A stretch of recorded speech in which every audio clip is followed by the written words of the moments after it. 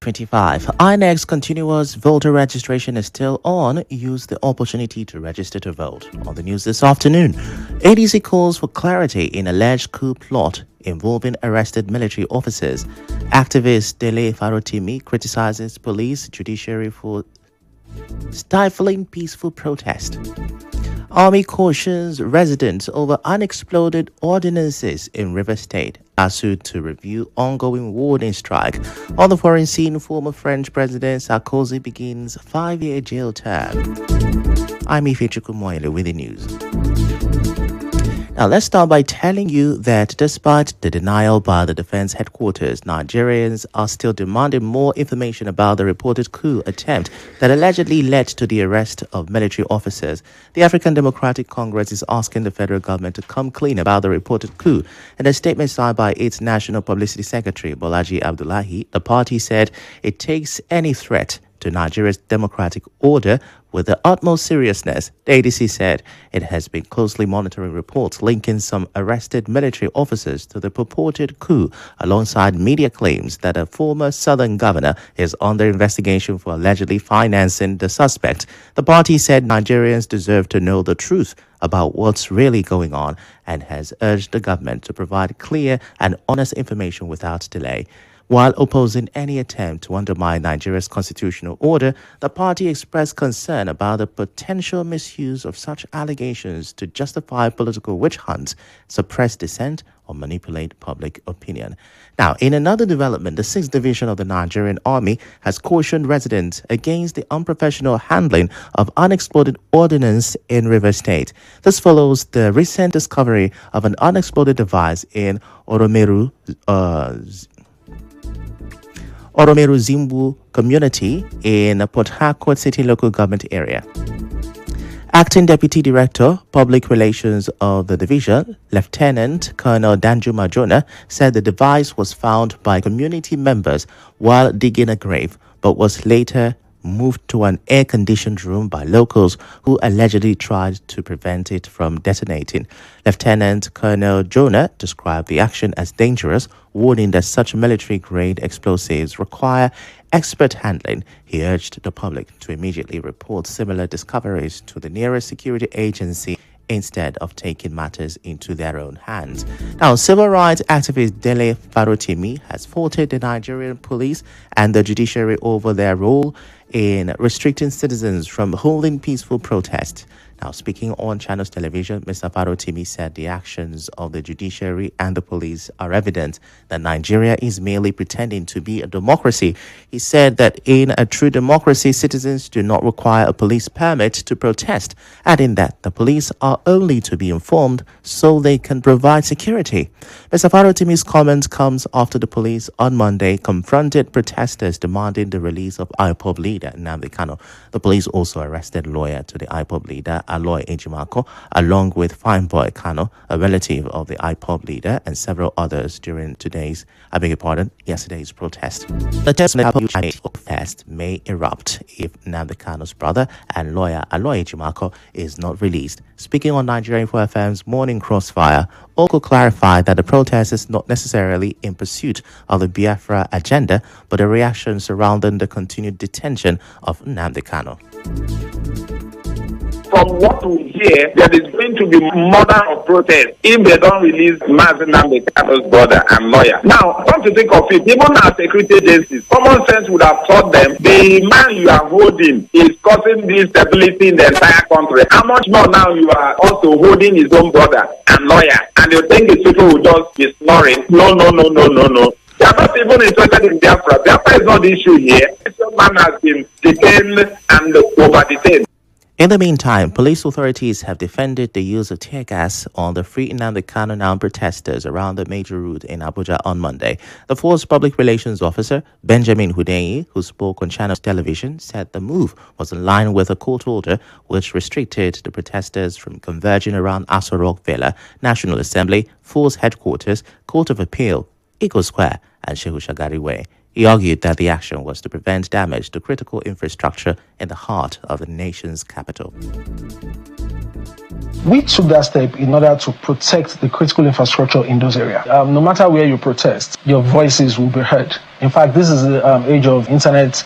People will always make videos and stream and make their voices heard. There was a group that protested along this road some years back. It was chaos. In fact, I remember that the ambulance that was there was burnt down. So we've seen this before, and we need to learn from incidents that have happened in the past. So we would not allow this to happen, especially when we see the red flags, when we get the intel, the intelligence that such a thing is going to happen. We are duty bound to take every preemptive step to make sure it doesn't happen. Uday also denied that live ammunition was fired during Monday's protest. I can state it categorically, authoritatively, that no live ammunition was fired today. Not a single live ammunition. It's very easy for people who are not familiar with the sounds to mistake the firing of tear gas for live ammunition. It makes the same popping sound, the explosion-like sound, but I can say it on good authority that no live ammunition was fired. Protesters on Monday converged near Transcorp Hilton and other areas in the Federal Capital Territory for the demonstrations. But police operatives and other security personnel had arrived early and fired tear gas to disperse the protesters. Human rights activist Muonyili is demanding the immediate release of Aloy Ejimakor. In a statement on X, Sowore said he will mobilize his team to occupy FCT Police Command if the lawyer is not released. Earlier, speaking on Channels Television, activist Muonyili, the convener of the protest, said soldiers and civil defense officers attacked the peaceful march, beating several protesters. He described the incident as an unprovoked attack, insisting that peaceful protest is a constitutional right. And as the debate around Kano's detention continues, the national chairman of the Zenith Labour Party, ZLP, Dan Iwayanwo, has alleged that some top politicians and businessmen in the southeast are backing the continued detention of the leader of the indigenous peoples of Biafra, IPOB, Nnamdi Kanu. Iwayanwo spoke on Monday during an interview, claiming these forces in the southeast are afraid of the organic love for Kanu. Coincidentally, on Monday marked the 5th anniversary of the NSAS protest. Former spokesperson of the River State civil society organization, Solomon Lenu, says the very issues that prompted the demonstrations are still prevalent today. Speaking in an interview, Mr. Lenu questioned if the protests made an impact, as he insisted that cases of brutality by security agencies appear to have worsened rather than improved. Up to this day, the very essence for which the NSAS protest was predicated upon is still living with us. The only achievement that we made from that standoff was the fact that we made a complaint and the government heard. But whether they listen, it's another question, because the brutality by security agencies then that we are still seeing today wouldn't be. All the officers who were part of that rogue agency are still wearing different uniforms, bearing arms on the streets. Leno said that the government, rather than focusing on the welfare of its citizens, has continued to subject them to pain and suffering. Making sure that there is cohesion, making sure that there is peace, making sure that the people are pacified should be the topmost priority in any policy that government should make at this point. Look at all the things that should make life easy, which ordinarily was the main crux of the issue that necessitated the NSAS. But up to this day, education is not working, medical care system is failing. The current administration came up with so many obnoxious policies that has fostered pains on the people of Nigeria. We go on a quick break. When we return, we will tell you why striking university lecturers are meeting today. Stay with us.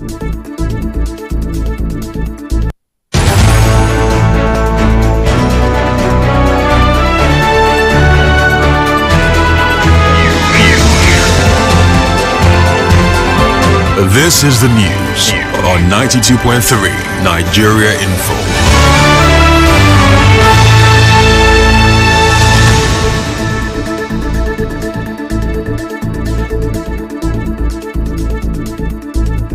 You're welcome back. Now, security concerns have taken another shape. This time, it is the rising cases of car theft in Port Harcourt and other parts of the country. A security analyst, Ukechi Smith-Dibia, is now advising vehicle owners to install anti-theft devices.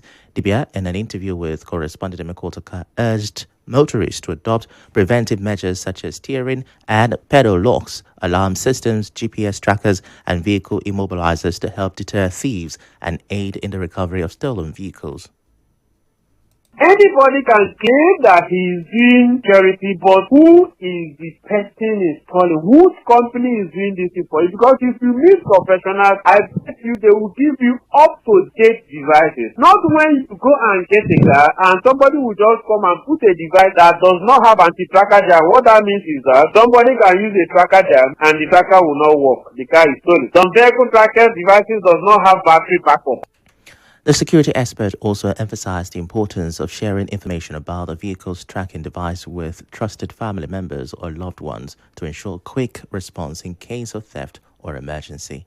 You don't just install it and say you have installed it. You don't share that information to one or two closest persons. Should there be any issue, please, this is my vehicle tracking device. It's not only vehicle snatch. Sometimes it's also kidnapping. So that when daddy does not come back after a particular hour, somebody can go to that place, look for the vehicle tracking numbers and passwords, and they start tracking. Still on security concerns, some commercial vehicle drivers in River State have protested against what they described as extortion and harassment by motor park tout, popularly known as area boys. The protest, which took place at the artillery bus stop along Aba Road in Port Harcourt last week, Wednesday, and again on Monday, was led by the chairman of the Commercial Drivers Welfare Association of Nigeria, River State Chapter, Chris Ezali. Mr. Ezali said that drivers are protesting the forceful collection of illegal fees by the area boys at almost every bus stop in the state. The exploitation is becoming too much because the levies they are collecting is not justifiable. How can some group of people come out and say they are collecting community money, police money, tax force money on a government public road, not even a park? Who are they remitting the money to? Which fund? Is it local government? Is it Board of Internal Revenue? And you are bullying and brutalizing driver or steering. If you give at Eleme Junction, you give at Rumukrushi, you give at Sasolare, you give at Market Junction, you give at Rumola. This is how you keep on sharing money. At the end of the day, you go home with nothing. Ezali called on the government and security agencies to urgently step in and stop the illegal activities. We want the government to sanitize the road and chase all the old arboros on the road, like LSOT did. We want a free-flow movement on commercial drivers in River State. Let River State government, Eleme Junction. If you come Eleme Junction in the morning, we see more than 7-8 boys. They will start collecting unnecessary levies. To politics now. The president of the Idro National Congress, INC, Professor Benjamin Okaba, has urged River State Governor Siminalayi Fubara to run an inclusive government despite political tensions in the state. Professor Okaba gave the advice in an interview with correspondent Yobi Uruware while speaking on the governor's reinstatement 1 month after President Bola Tinubu lifted the state of emergency in River State. He alone knows why he's back. He alone knows how he came back. He also the only person who understands the conditions under which he was brought back. I don't want to tell him do this or do that and do that. Let him just focus on God's leading. He should try and work together with everybody. He should try to mend fences where necessary. He should not listen to anybody who says go and fight anybody. Run a system that will work for everybody. Professor Okaba also appealed to political actors to respect the office of the governor and allow him to exercise his authority without undue interference. So much pressures, but again, he should dignify himself. For instance, the issue of chief of staff. The chief of staff is the engine of government. It's somebody that is trusted. The chief of staff, it should be a trustworthy person, and that person can only be chosen by the governor himself. The president did the same thing. Even for those trying to enforce they should also know that the man must be given a breathing space to be a governor, to govern the state. They should not force things that are not acceptable anywhere on him. Well, away from that, the Academic Staff Union of Nigerian Universities, ASU, will meet today, Tuesday, to evaluate its position on the ongoing strike by its members. This comes after ASU disclosed that the government's renegotiation team came to the negotiation table with a documented response to the union's demands and these of third-party deductions, arrears of promotions, mainstreaming of earned academic allowance, EAA, confiscation of University of Abuja land, and victimization of its members. Now recall that The union had given a 14-day ultimatum to the federal government for the conclusion and implementation of the renegotiation of the 2009 federal government's ASU agreement, as well as addressing other demands of its members. Meanwhile, the Nigeria Labour Congress (NLC) has given a 4-week ultimatum to the federal government to meet the demands of the Academic Staff Union of Universities (ASU) or risk a shutdown by the labor unions.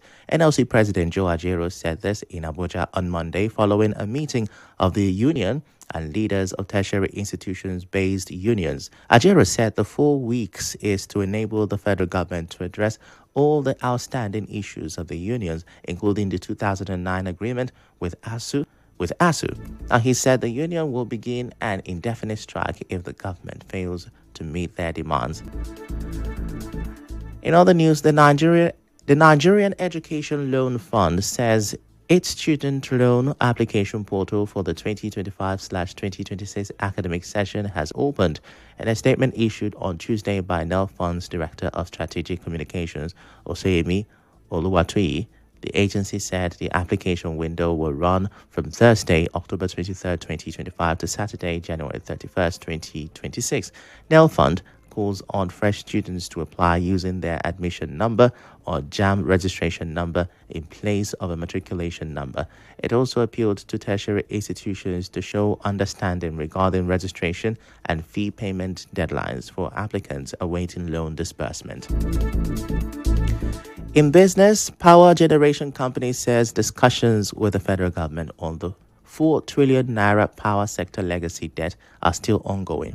The chief executive officer of the Association of Power Generation Companies, Dr. Joy Ogaji, confirmed that the operators met with top government officials to discuss modalities for settling the outstanding debt, but stressed that no concrete agreement had been reached. Recall that the federal government had said that the implementation framework for the 4 trillion naira debt reduction had been finalized with the Gencos. In entertainment, singer Mr. Easy says he is now focused on online streaming. Mr. Easy said this while speaking on his new profession. In sports, Nottingham Forest have appointed former Burnley and Everton boss Sean Dyche as their new manager. The 54-year-old Englishman, who has signed a contract to run until the summer of 2027, becomes the Forest's third different boss this season. And now, news from around the world. Nicolas Sarkozy has become the first French ex-president to go to jail as he starts a 5-year sentence for conspiring to fund his election campaign with money from late Libyan dictator Muammar Gaddafi. 70-year-old Sarkozy, who was president from 2007 to 2012, has appealed against his jail term at La Santé prison, where he will occupy a cell roughly measuring 95 square foot in the jail's isolation wing. More than 100 people applauded Sarkozy as he left his villa in the exclusive 16th district of Paris, holding his wife Carla Bruni Sarkozy by the hand. His son, 28-year-old Louis, had appealed to supporters for a show of support, while another son, Pierre, called for a message of love.